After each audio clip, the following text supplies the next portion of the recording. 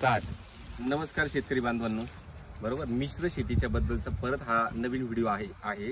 ते कसं मॅनेज करतात ते आपण बघूया.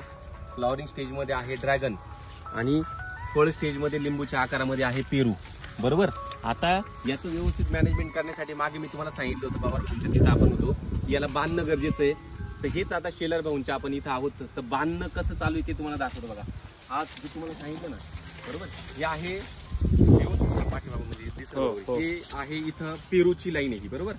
आता पेरूची लाईन आणि इकडे आता बघा सड येऊ शकता इथं, म्हणजे हा गॅप तयार झाला. बरोबर. म्हणजे बांधणं गरजेचं, म्हणजे हे बांधल्यामुळे एकच लाईन वरती टाकली. बरोबर. हे प्रॉपर बांधण्याचं कामही चालू आहे. टीम पाठीमाग आहे. बांधल्यामुळे बरोबर एरिएशन आलं.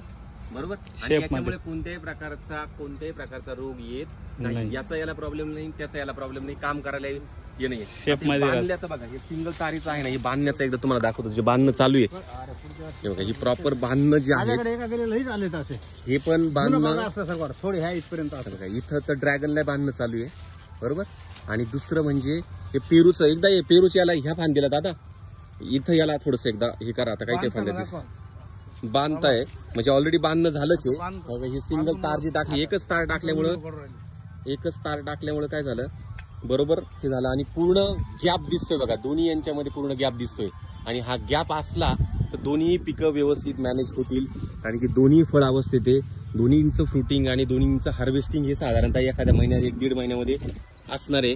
ह्या पद्धतीने जर केलं तर मिश्र शेती राहील. अदरवाईज जर तुमचं सगळं एकमेकांमध्ये पूर्ण अडकलं, हे पण येणार नाही, हे पण येणार नाही. चालेल, तुमचं व्यवस्थित काम चालू आहे, असंच काम चालू राहू द्या. धन्यवाद. भेटूया पुढच्या व्हिडिओमध्ये.